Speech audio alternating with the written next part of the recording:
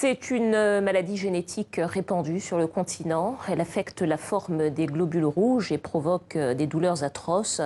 Cette maladie, c'est la drépanocytose, une pathologie qui peut provoquer une détérioration de la vie chez les malades. Ce soir, nous recevons Chantal Bonhomme, présidente de la Maison des Bien-Aimés. Bonsoir.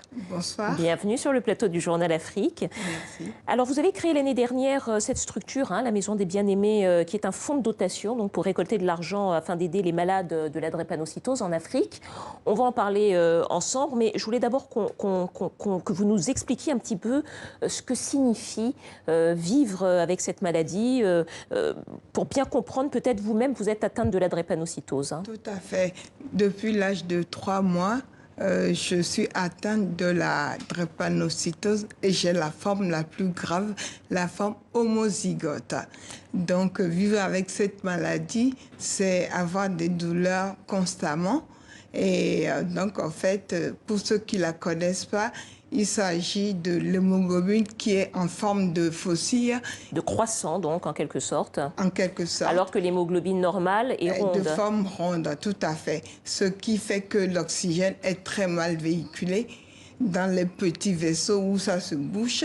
Et donc, ça atteint les organes vitaux et ça peut entraîner la mort. Dans mon pays, le Togo, 50% des porteurs meurent avant l'âge de 5 ans, et l'espérance de vie de ces personnes n'atteint pas 18 ans. Oui, voilà, on voit derrière vous deux types de globules rouges. Les rondes, ce sont les globules rouges normales, et puis en forme de croissant, ce sont les globules rouges d'une personne malade. Donc c'est vrai que ça provoque des anémies parce que l'oxygène aussi n'arrive pas, qui est normalement transporté par ces globules rouges, n'arrive pas à monter comme il faut dans tous les organes, d'où les douleurs, parce que aussi ça provoque des engorgements dans les vaisseaux.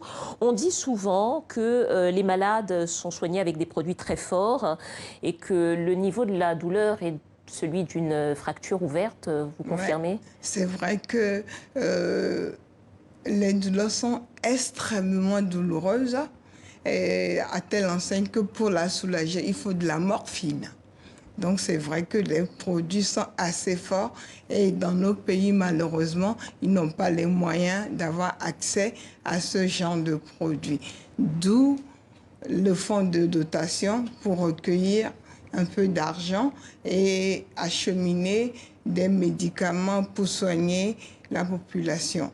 Alors justement, oui, ce fonds de dotation, vous l'avez créé l'année dernière, donc c'est en quelque sorte une fondation, on peut appeler ça comme ça, pour recueillir des fonds. Comment est-ce que ça marche exactement? Comment est-ce que vous arrivez à trouver de l'argent? Mais pour l'instant, ce sont les amis proches qui m'aident financièrement et j'ai écrit un livre dont les droits d'auteur sont tous reversés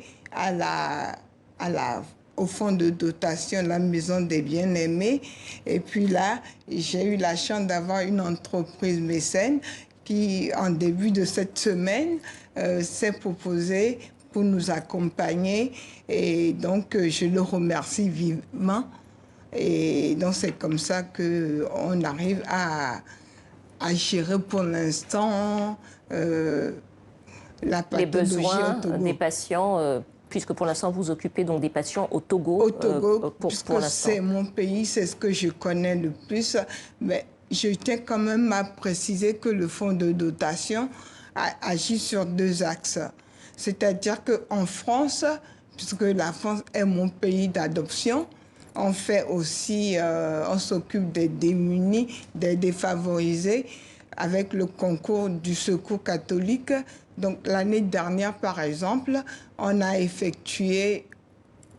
offert un repas de Noël aux familles défavorisées avec des cadeaux, et à Pâques également, on a réitéré l'opération. Concernant la drépanocytose, le fait que vous ayez créé un fonds de dotation met l'accent finalement sur une réalité, c'est qu'il y a très peu de moyens, au fond, pour les personnes qui sont malades de la drépanocytose, et au fond, très peu de moyens aussi investis dans la recherche.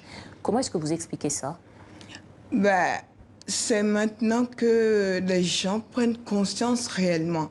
Parce que là, l'année dernière au Togo, ils ont créé un centre dédié spécialement à la drépanocytose.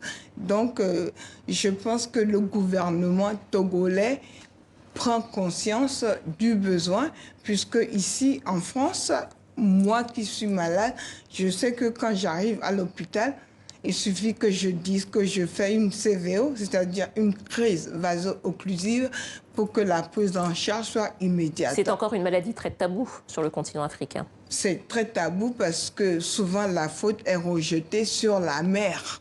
On dit que c'est une malédiction qui provient de la famille de la mère. Alors que c'est une maladie génétique et qu'il faut génétique naturelle. Voilà, que les deux parents soient porteurs du gène pour avoir la forme la plus grave, SS, celle que vous avez vous. Chantal Bonhomme, présidente de la Maison des Bien-Aimés, c'est donc un fonds de dotation destiné à lutter contre la drépanocytose en Afrique. Pas que, hein. Pas que, mais essentiellement en Afrique, si j'ai bien compris, c'est pour la drépanocytose et s'occuper également des démunis malades. Fonds de dotation donc pour notamment acheminer des médicaments. Acheminer des médicaments. Merci beaucoup d'être venu sur notre plateau.